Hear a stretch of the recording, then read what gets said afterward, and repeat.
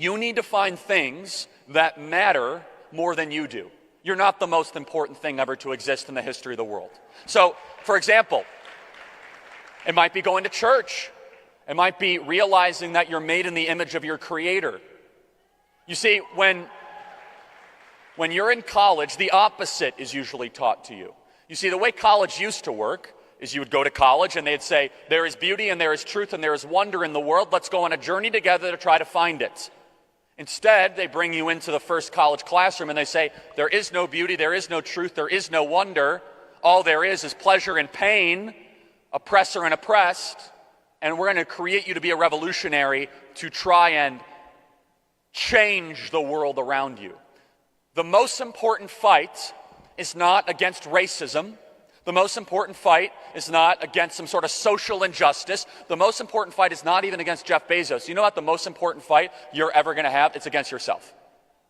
The most important thing that you will realize in 18, 19, 20 is that self-control matters a lot more than self-esteem. That as soon as you become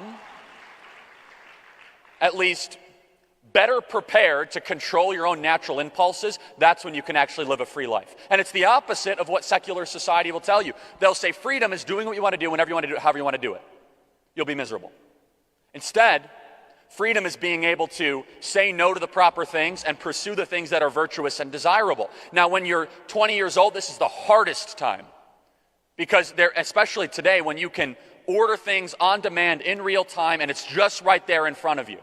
And so the generation of parents that raised all of you, I won't comment on how they've done, I'll just say this.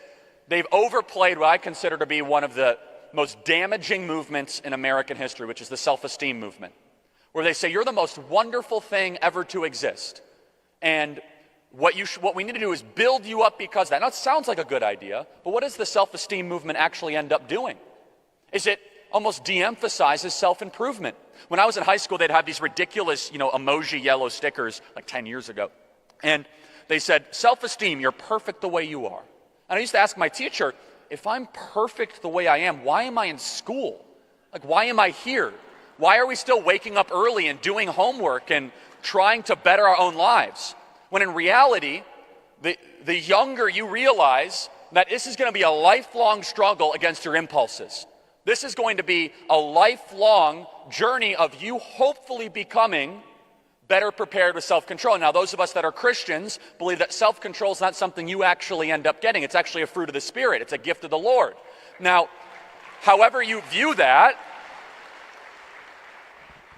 you will be freer the better prepared you are to be able to reject the things that aren't good for you and pursue the things that are virtuous. And here's a good rule for life. The things that give you a quick rush of dopamine are typically and usually not good for you. CEO of Turning Point USA. If you liked this video, be sure to subscribe to our YouTube channel at Turning Point USA.